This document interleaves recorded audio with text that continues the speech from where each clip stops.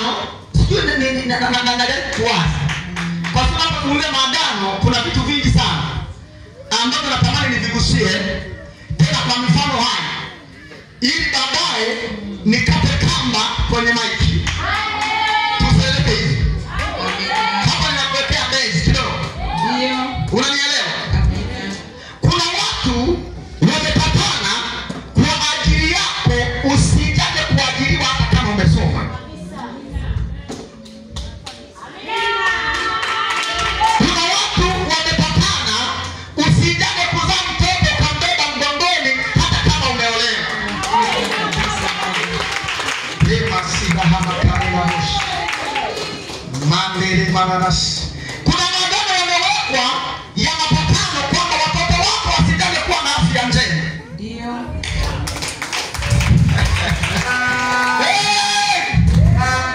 Usije kuzaa mtoto yeyote akakuletea faida. Uzae watoto wa mtoboni, uzae walevi, uzae watu waangasi ambao hawezi kuleta matokeo yoyote kwako, sawa sawa na unavyowaona kaka zako na dada zako. Huyo hatakuwa miongoni mwa wale ambao mimi Bwana amenipa kuhudumia, asema Bwana wa majeshi anaye amesha saba. Amina. Yaani kuna mapatano makubwa yamewekwa. Amina. Kuzimu inaweza kuweka agano. Ndio. Na ikapatana usiwahi kupata pesa iliyovuka 10,000. Kabisa. Lakini unaheri wewe ambaye Bwana amekuleta kwenye nyumba ya uamsho na urejesho. Tunapenda wewe. Amen. Aliyependelewa ongeze tena, amenifurahisha sana.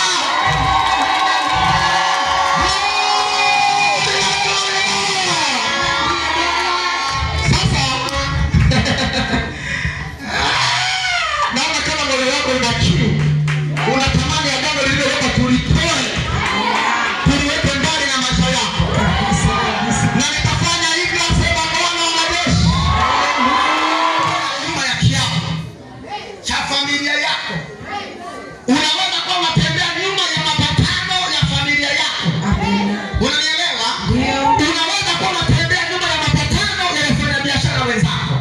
Hawezi kuwa yule ambaye unatakiwa kuwa kama nyuma yako kuna watu wamepatana, wewe usije kuwa kile ambacho Mungu amekuambia. Ni kweli.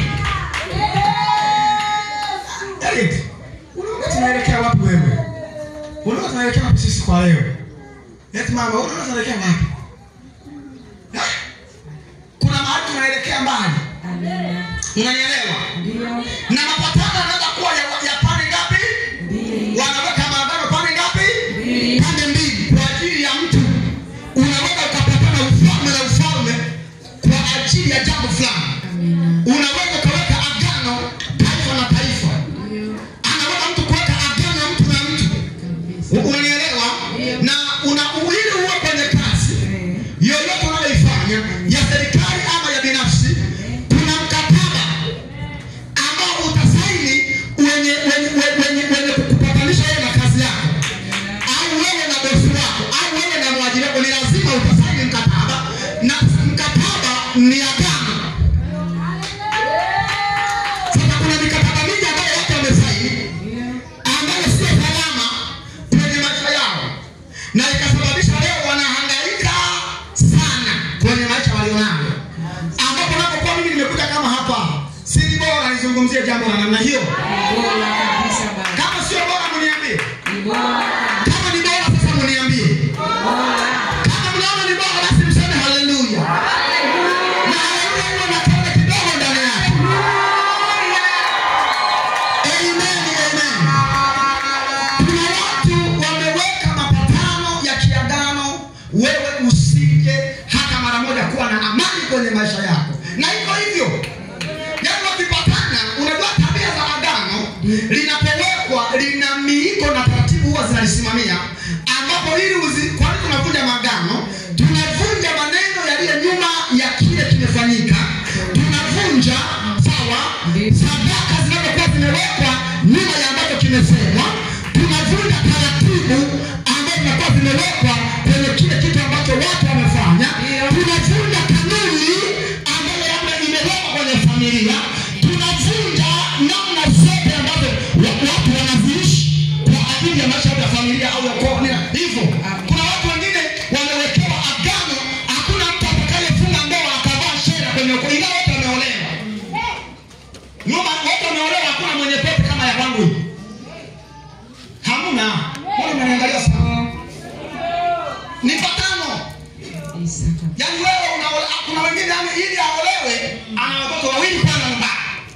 ndio matokeo. Ni agano limewekwa. Ndio. Sema kwa jina la Yesu. Kwa jina la Yesu. Hata sikusikii. Kwa jina la Yesu. Sema kwa nguvu zako zote tunako. Kwa jina la Yesu. Sema kwa jina la Yesu. Kwa jina la Yesu. Kila patano, kila makubaliano, kila kiapo ambacho kimewekwa kwenye maisha yangu, ninakivunja kwa jina la Yesu. Ninakiombea kwa jina la Yesu. Amen.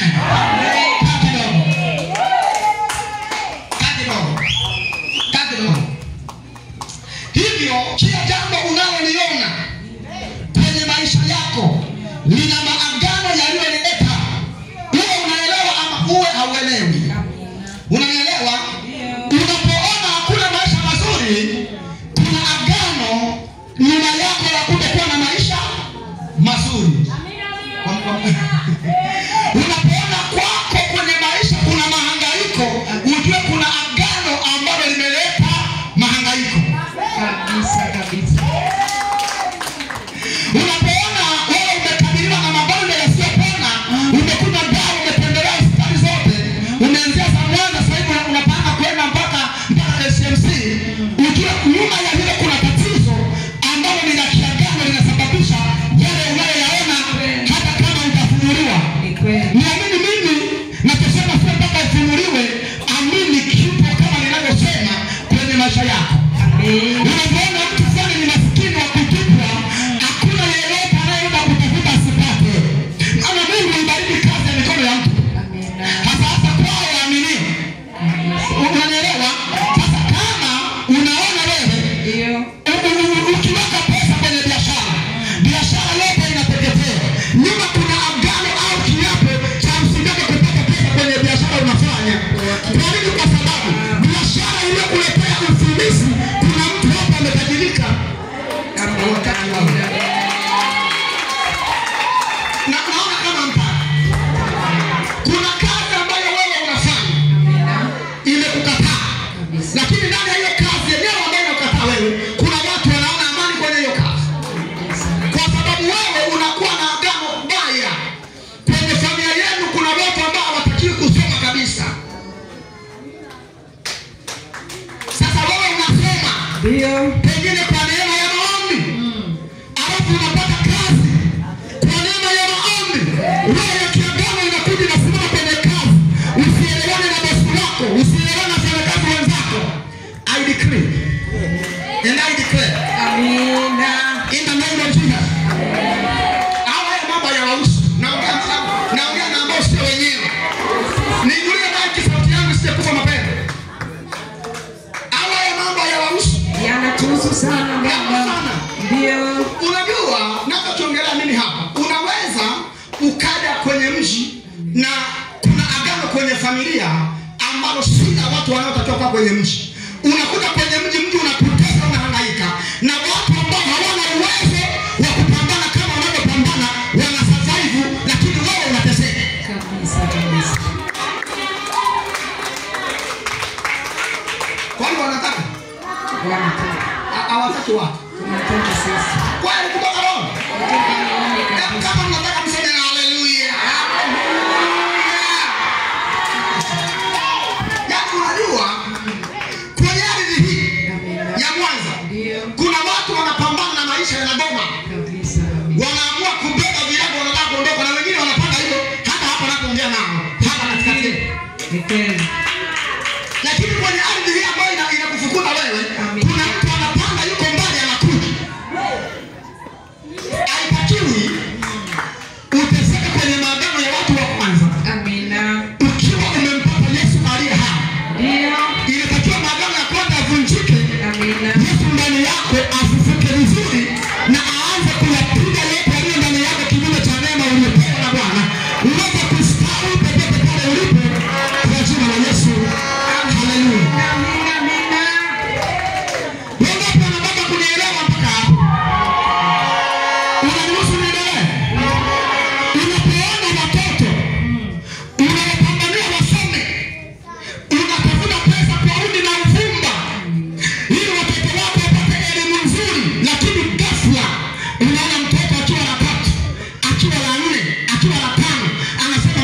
shule mimi siyataki. Wewe unasema itakuwa hataki. Jaribu kuchukua picha yako irudishe mlikotokea pamoja na wewe mwenyewe mama yako. Na ikionekana watoto wamependa sana kusoma, ila kwenye familia kuna agano la kutokusoma, wewe mzazi utakosa pesa ya kuwaendeleza watoto kutoka kwenye maono ya elimu yao. Wanaweza kukwama kupitia wewe kukosa hela au wewe wenyewe kukataa.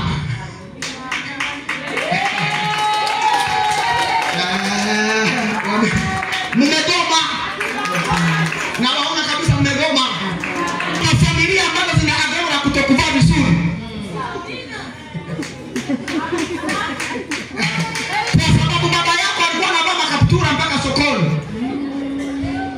Baba yako mwenyewe amekufa hata nguo hajawahi kuivaa ya pamba.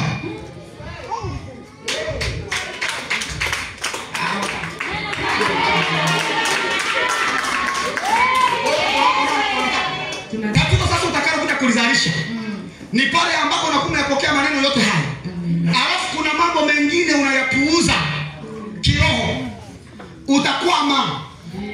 Ibada na uliyopitia wewe kwenye maisha ni agano litamkamata na huyu. Na ambaye sijamwona ile tamkamata. Na yule ambaye hajafika mahali na ile tamkamata. Hilo agano. Sasa hili agano hili liondoke ni wewe ambaye umemjua Bwana kulikataa na kuliondoa. Amina.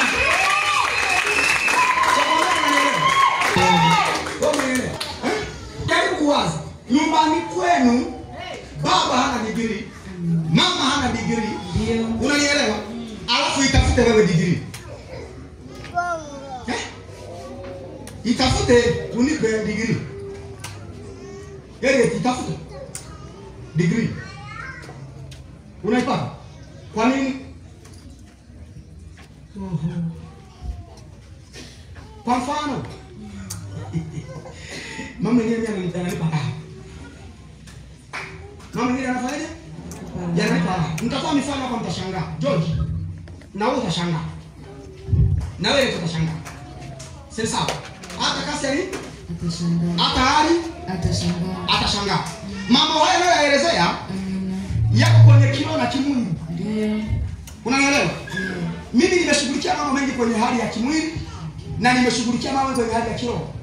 Kwa nini? Kwa sababu ninafahamu kuna mambo unaweza ukaya experience kwenye maisha yako ya kila siku yakawa tatizo kubwa sana kwa yeyote atakayepokea roho yako, atakayepokea tabia yako. Kwa mfano mimi nilikuwa nimezaliwa kwenye familia yenye maagano mengi ya ulimwengu wa giza. Ndio. Unanielewa? Ulimwengu wa giza ni ngumu sana. Ni ngumu sana. Wewe kumwamini Mungu aliye hai bila kufikiri mambo ya Mungu ni ngumu sana. Kabisa. Ni ngumu sana. Ndio. Ni ngumu sana. Lazima hata kama ukijitutumwaje, kuna roho zinakukuta zinaanza kukuambia. Wakati mwingine unakomtembelea ndugu yako. Unanielewa? Anakuchinjia kuku. Ambaye kuku aliyekuchinjia mama yake ana wiki 3 alikuwa amemtoa kwa mganga. Wewe umekula. Nimenisha na kuongea.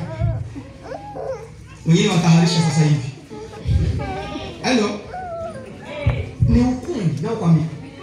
Kuvuta malori kwa muhimu.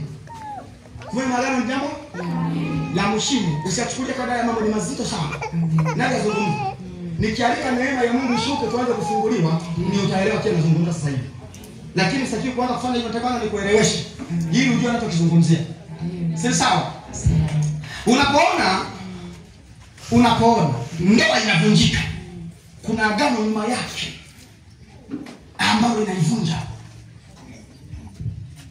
Kwa mfano wewe ni mmoja kati ya watoto 7 wa kike kwenye nyumba ya baba na mama yako, na watoto 3 wa kiume kwenye nyumba ya baba na mama yako.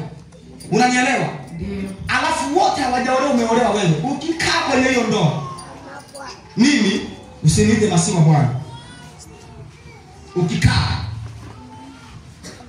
na kama unaona kwenye familia fulani kuna migogoro ya ndoa ya watoto wa kike, ni wote walioolewa, hata wale ambao hawajakuambia wanapata tabu.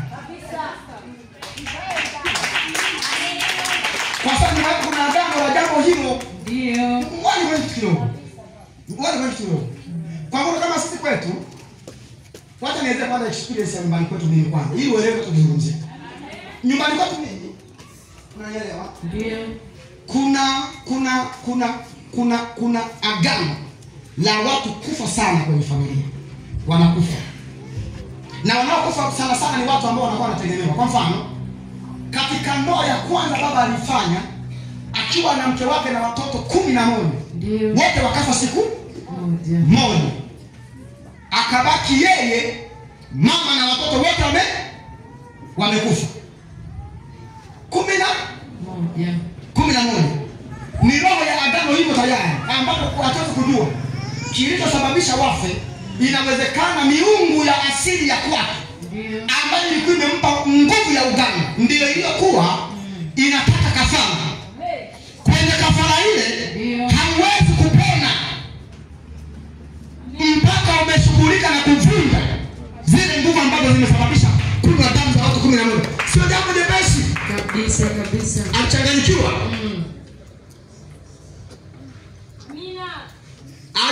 Changanyikiwa. Kuna mambo mengi tunalaumu sana kwa habari ya Mungu na kwa habari ya makuhani na kwa habari ya madhabahu.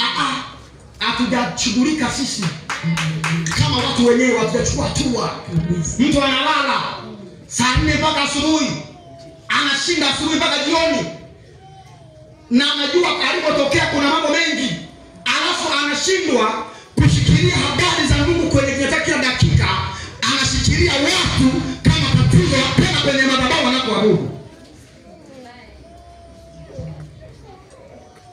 Yaani unakuja hapa kupoteza muda.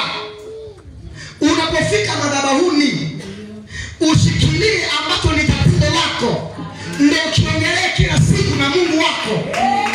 Usishike watu na kupoteza muda. Shetani anakuhamisha kwenye mlengo wa vita. Ni hawataki wazi.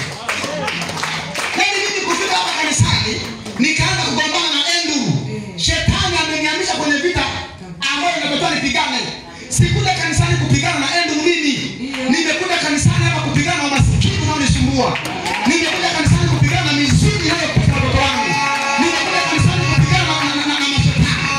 Alafu shetani ananihamisha vita. Naomba kumwona Andrew wa pili. Baada ya kumwona Andrew ni ndugu yangu. Shetani anawatenda kwa akili na kwa hila. Tawanyeliwa hapa. Mimi najua vita yangu ilivyo na kuona maajabu. Kwenye uokovu wangu kabisa wa uchana, Alhamisi nilielezea experience. Kuna vita nilikutana nayo madhabahuni. Sikuingia mimi kwenye vita ambayo haijaleta kanisani mimi. Niliwacha kwenye vita na mimi wao navyo. Mimi nina vita na mashetani, nina vita na mizimu, nina vita na mapepo, nina vita na maagano.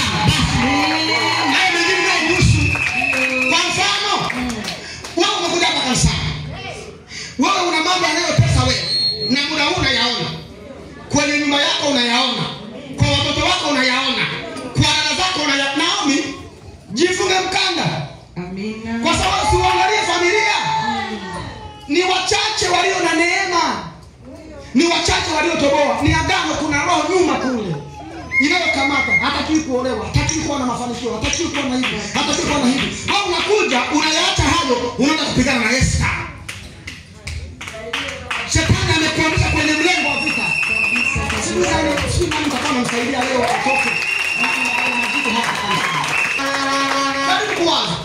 Mimi nimeokoka, nampenda Yesu. Unanielewa? Kabisa. Mama yangu amezika watoto wangapi? 4. Naona. Hivi naona mimi. Unanielewa? Alafu mimi najua kabisa kama kuna roho iliyoua huyu, kuna na mwingine inamtaka. Pengine na mimi nikiwepo. Leo nihame kwenye vita inayoua watoto wa mama yangu mimi. Nianze kupambana na vita ya mzee wa dini. Unakuwa umekwama. Unatakiwa ukae kwenye mlengo.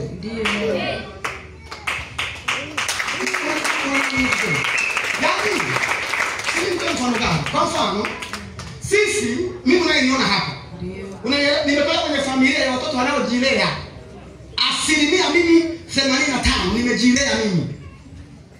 Kwa sababu amekufa, mimi nikiwa bado niko chini kidogo. Lakini mimi nakufa mimi ndio kutafuta hela. Ndio kutafuta. Ninadhani unanielewa? Leo mimi najua kama sijashughulika vizuri katika Mungu, maisha yale yaliyomkuta baba mapema akafa, yanaenda kunikuta mimi nikafa, nikasababisha dwale likujilea jambo ambalo halitakiwi. Sio kama mfungua akili. Kuna ufahamu mtu ndakuwa na uingilia na usaidia. Basi mpigie Bwana Yesu makofi. Naanza kutoa mfano. Naanza kutoa mfano. Kuja kajibu. Aje mwingine aweke usalama hapo. Tuzungumzie na watu waliovaa nguo zao nzuri.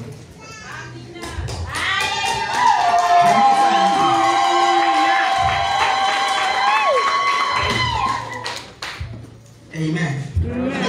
Huyu ni mke na mume. Sawa? Sasa huyu anapokuwa anavuja maagano, ndio jambo la kwanza anaangalia vitu ambavyo vinakuwa vimeshika kwenye nyumba hii sio bora. Na huyu anashika vitu ambavyo sio bora kwenye nyumba ya Hawa. Si sawa? Ambapo unapokuwa umeolewa na mwanamume, kuna mapito ambayo yako kwao yanaweza kukukuta wewe muda wowote. Amina. Kama hujashughulika. Kweli kabisa. Kwa mfano, kase baba yupo, baba yako yupo. Baba yupo. Mama yupo. Wewe baba yupo? Hayupo. Mama yupo? Hayupo. Unaona hii ni familia ambayo inafiwa wazazi mapema. Wote wawili. Baba hapa hamna, mama hapa hamna. Mambo haya yako nyuma ya salama. Mambo haya yako nyuma ya vita. Maana yake hao huyu adui hata baba anakufa mapema huyu. Kwa sababu kuna gano la mauti ya wazazi mapema. Mmezaliwa wangapi nyumbani? Ni 11. Acha sasa. Wanaishi wangapi? Tuko wote ambao mama ametuzaa, ila kwa baba niko peke yangu. Unataka unaelewa? Mmezaliwa ni wangapi? Tumbo la mama tuko wanane. Wanane. Wanaishi wangapi? Wanaishi wote. Wanaishi wote. Unaona sasa, kwa huyu unanielewa? Wameishi wote. Si sawa? Kwa Hawa wameishi wote. Watoto. Si sawa? Wazazi hamna. Si sawa? Sasa tuende kwenye kipengele kingine. Wangapi ni wa kike? Wangapi wameolewa? Niliolewa kwa ndoa, niliolewa peke yangu. Kwa ndoa ameolewa peke yake. Wengine wote wameolewa? Hakutoweshwa. Sasa huyu anaanza kushughulika na roho ya watu kutokuelewa kwa watoto wake. Huyu kupitia DNA ya mwanamke. Amina.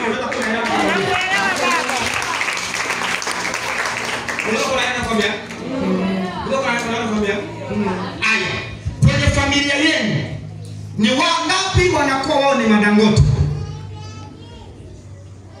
Dangote manake ni kwa Tajiri mwenye fedha nyingi. kwa upande wa mama anafuga ng'ombe, lakini kwa upande wa baba ni wasomi, lakini kila aliyekuwa akikalia kiti lazima mboke chini afu. Ndio mambo yatakayokuja kwa watoto wake huyu. Huyu anashughulika na roho hiyo hapa. Amina. Anaivunja kama agano. Amina. Sijui kuna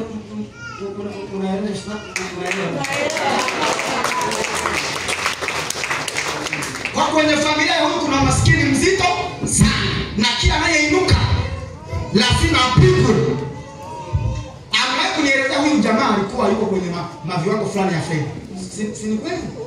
Na muda huu roho hii imetoka huko, ambayo ina agano. Utakiwi kuolewa na mwanaume akafanikiwa sawa sawa na kwenu wanavyokuwa hawakufanikiwa. Amina baba. Sasa kwenye magari nimekuwa naongelea mimi kwa namna ya vitu vya chini. Leo nataka kuingia deep. Can I deep up? Turudi huku. Madangote ni wangapi? Kwa upande wa baba Wako kama nani? Ambao wana maisha. ambao wana maisha. Unaona roho ya huyu kufa maisha inatoka hapa.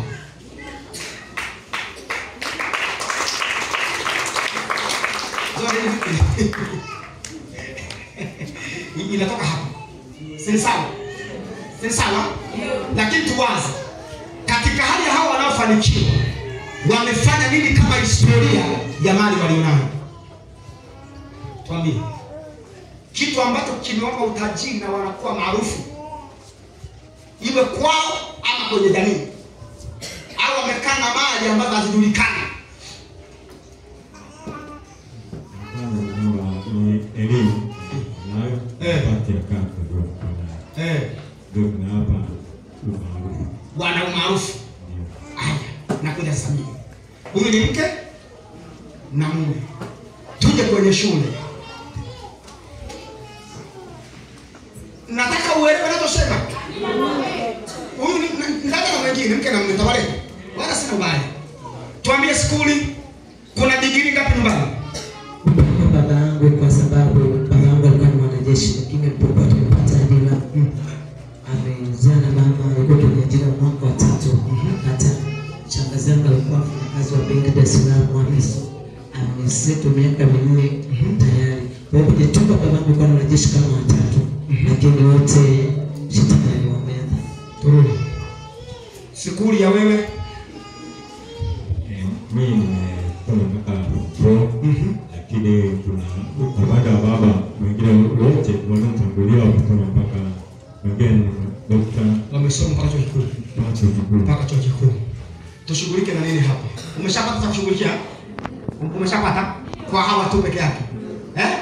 Umeshapata? Sawa. Uzao. Turudi kwenye uzao. Tumboni mama yako anatoka watoto wangapi? Mama amezaa watoto 10. Watoto 10 ndio waliotoka. Kwa baba? Kwa baba wanazaa watoto wawili, kiseto sana kutoka kwa Maika, watoto 3. Watoto wangapi wamezaliwa salama? Upande wa baba yako na mama yako utaje kwa ujumla. Kwenye tumbo la mama walizaliwa kwenye tumbo lao, walizaliwa kama watu 8, lakini washabaki wawili. Sio, unaelewa? Wanakuwa wana uzazi mwingi wa wanaokufa, sio uzazi mwingi wa wanaoishi. Jambo hilo linakuwa liko kwenye damu ya watoto unakuja kuzaa wewe, kwa lazima ushughulike. Hawataka Mungu. Unasema hawataka. Wakati nimekuwa kwa kuja mama, tujizungumzie sisi. Tunavyo kama sana maki yako tutakwenda kujizana sisi. Taratibu. Unamuonaje?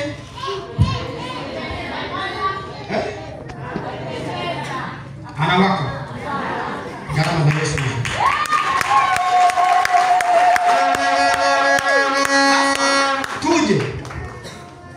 Tuje kwa sisi makuhani. Kwa sababu shughuli ni muhimu. Kwa jinsi ya mwili. Si sawa? Kwa jinsi ya mwili. Mimi baba yangu ameoa zaidi ya wanawake 10. Na wote wamezaa.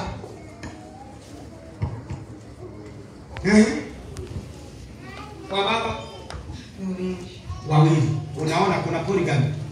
Sandoa. Kwa mimi na kwa yeye. Tunapoingia kwenye kuvunja maagano, tunavunja agano la ndoa zaidi ya moja kwenye asili ya kizazi tukianzisha, ambacho hiyo inakuja kuponya kanisa, inaponya na watoto wetu wa mwilini. Namba 2. Si sawa? Tukimbie tuje kwenye watoto waliozaliwa kwa mama. Tuamini ni wangapi jumla? Watoto 9. Wamekufa wangapi? Amekufa mmoja. Kwa unaona kuna roho ya kufa watu hapa. Aliyekufa ni wa kwanza, ni wa katikati, ni wa mwisho. Haya. Wa kwanza amekufa na mimi wa kwanza amekufa na aliyefuata amekufa na aliyefuata amekufa. Ambayo kama tutashughulika nyuma ya drive imemwandama. Kwa sababu iko kwa mama, iko kwa baba.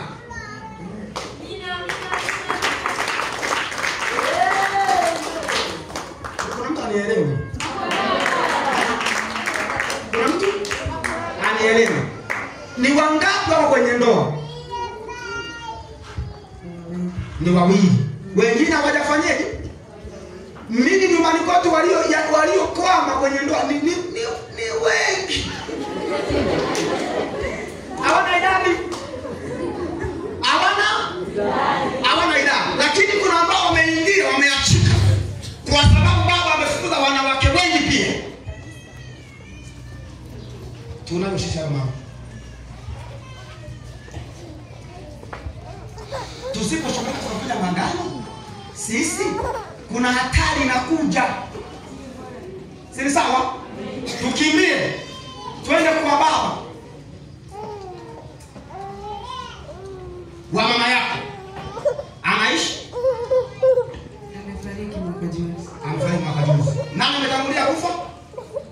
Kati ya wale wawili. Bibi ndiye aliyetangulia mwezi 8. Unaniona vizuri? Bibi ametangulia amekufa. Unanielewa vizuri? Kwa kwenye tumbo la mama mkwe kuna kufiwa, yani kuna wanawake kufa mapema kabla ya wanaume. Unanielewa? Ona kitu ambacho Mungu ananipa kuzungumza sasa hivi. Cha ajabu sana. Mama mkwe ni mgonjwa. Anakaa na ugoma magonjwa yasiyoeleweka. Kwa hiyo wakati naongea hapa nagundua kama ni roho ya kuua watu mapema kwenye familia. Mungu hawataki watu. Unanielewa? Mimi baba ameshakufa nini? Ameshakufa. Mama ni mgonjwa, ameponea hapa wamsho.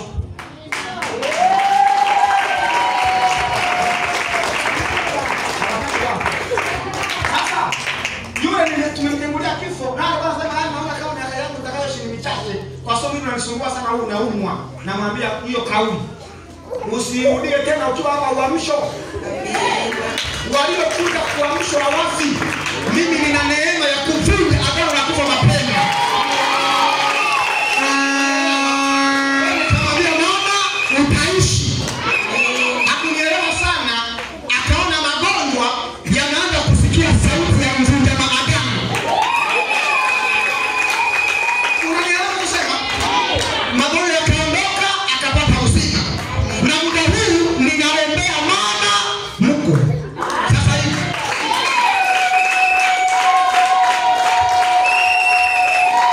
ampaje mnataka?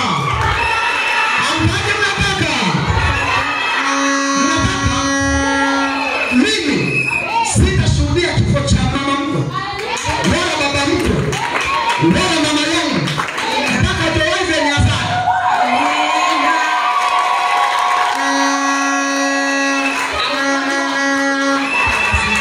I decree and I declare in the name of Jesus, agano tu la maisha yako na watu wanaokufa mapema ninalifunga kwa jina la Yesu.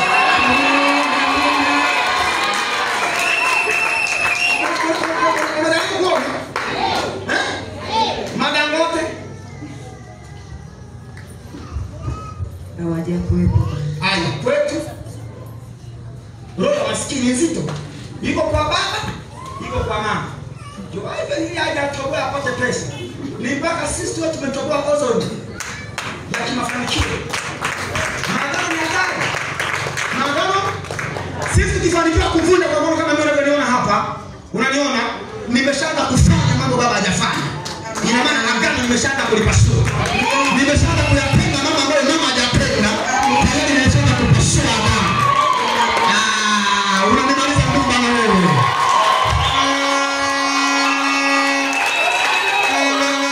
Neema ya Bwana ikikukalia, ukapata uwezo wa kuvunja agano ambalo wengine wameshindwa, tayari wao wanaanza kutengeneza jamii mpya ambayo itahesabiwa kwa jina lako, kwamba huu ndio ukoo wa kwa akina fulani, ambapo kupitia wewe agano na asili na laana za ukoo wa kwenu unafutwa, ukoo unaanzia kwako.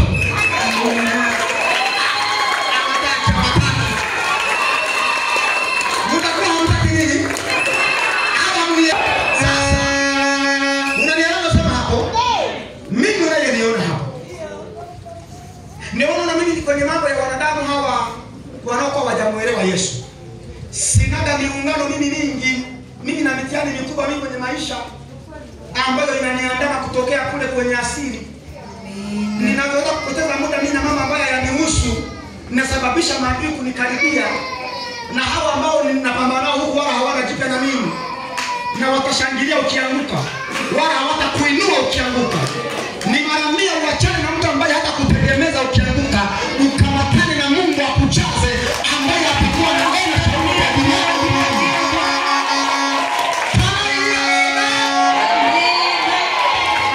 Sasa mimi nina uhakika nina Dangote wa kwanza kwenye familia. Nina uhakika. Na nina uhakika huyu Dangote wa pili kwenye familia yao.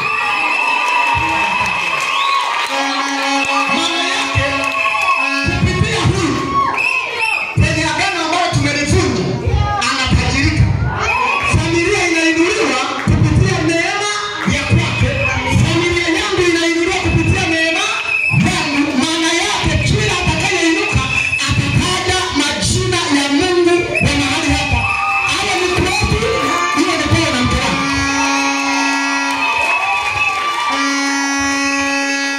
Unanielewa? Unanielewa? Dada yangu wa kwanza aliyekufa ameacha mume wake kwa miezi 8. Yaani ameolewa kwenye ndoa akiwa na miezi 8 kwenye ndoa, akiwa na mimba ya miezi 7, akafa nayo.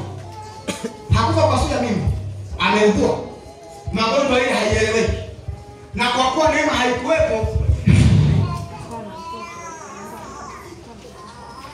jamani, ni agano la watu kufa mapema, na umri wake alikuwa na miaka 30 na hizo na ngapi ameondoka. Hatukupata msaada wa mimba, wote wakafa pamoja. Aliyekuwa anamfuata nyuma yake ni kaka ambaye tunafuata na yeye, si sawa? Akiwa na miaka 30 kamili 30 kamili, akiwa na mwanamke ana miaka mingapi? 2. Miaka mingapi? 2. Wana katoto kao ambao kalikuwa kamaliza mwaka kama na miezi. Kaka akaujua na yeye akafa. Kama tunashughulika, unaona huyo anakuja kufiwa mume mapema.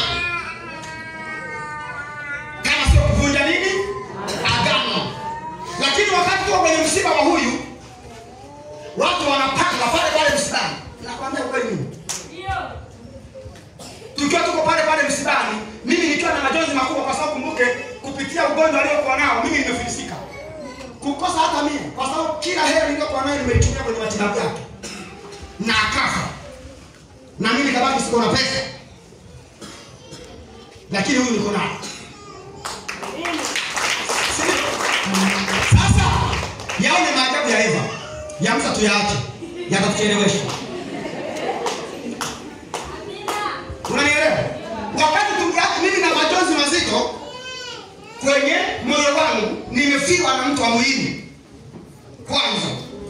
Unanielewa? Lakini najaribu kujiuliza, kwa nini wanakufa kwanza watoto wa mama yangu peke yake? Wengine hawafimu. Kila kutokea msiba kijijini, maana yake ni nyumbani kwetu kwa mama. Na kuna wadogo zangu wengine ambao walikufa kule katikati nyuma kule. Sasa wakati wa pale msibani, wao wanaanza kujadiliana kama wanaukoo. Ndugu zetu wengine wanajadili kwa habari ya msiba ujao, na wakufa ni mimi, na wamejipanga vile ambavyo msiba watauendesha, na mimi nikiwa na wasikia. Na wakaniita wakaniambia, tukirudi hapa ni wewe. Ni wewe. Si walikuja nikamwambia, na wewe ulikuwa unamwambia, ulisema nitakufa mimi. Tipo watu wanapata uhakika. Jinsi ndoa yako itakavyovunjika wanapata uhakika. Utakuwa wako atakapokukimbia wanapata uhakika. Jinsi ambavyo utaishi bila kuwa na fedha wanapata uhakika. Utakapokuwa maskini miaka yote wanapata uhakika. Wanapata mradi wako utakapoharibika wana uhakika. Kwa sababu wakati mwingine wakikuangalia wanachukua picha ya yule anajua ni muda sio mrefu atakuwa kama watu wa kwao. Na mara nyingi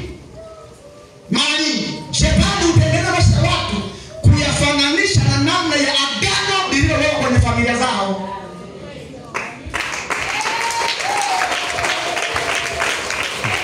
Sasa tangu msiba ule imeshapita miaka mingapi? 9.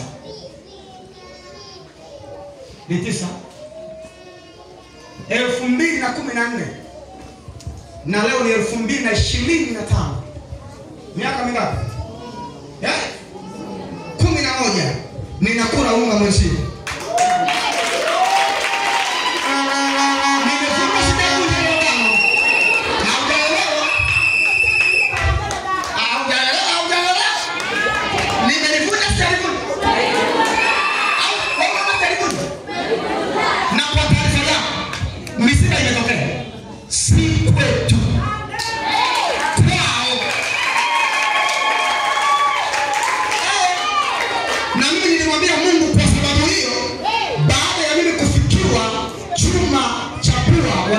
Watu wengi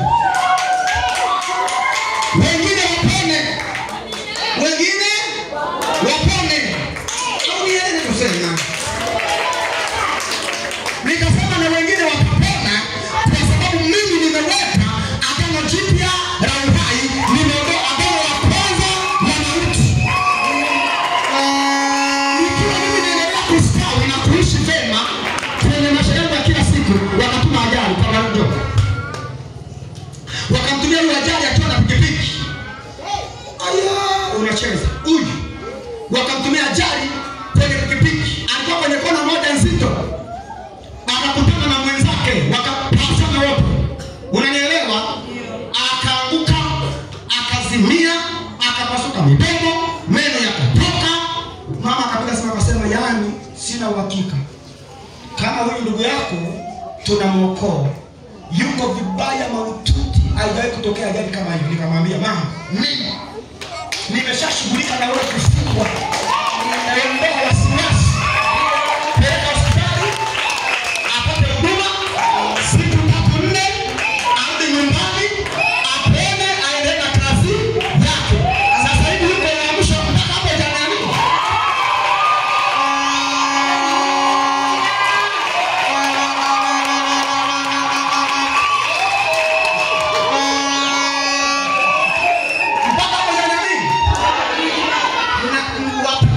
Na mema ya uzee. Amen. Kwa sababu mimi nashughulika na wewe, nataka uanze kushughulika.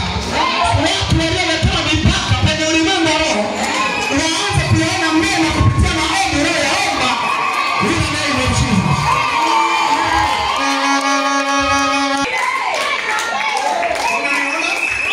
Na watoto wake wangapi? 2. Watoto 2.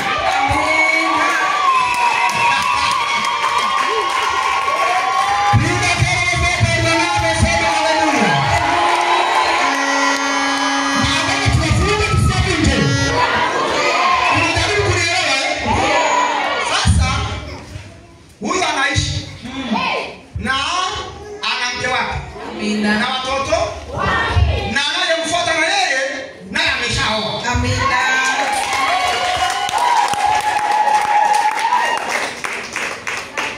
Elimu ambayo nimesoma mimi ni nyingi, lakini chuo kikuu sijafika. Nimevunja. Bwana mdogo yuko chuo kikuu mwaka wa 3. Na nini mavunjio? Amefika. Makofi yangu.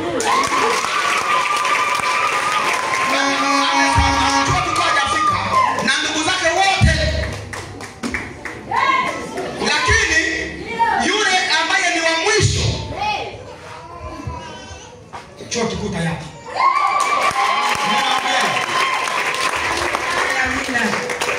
Ni maombi yangu. Sasa ngoja uje uone. Elimu atakayesoma dawa hizi anaweza kuwa profesa kwanza.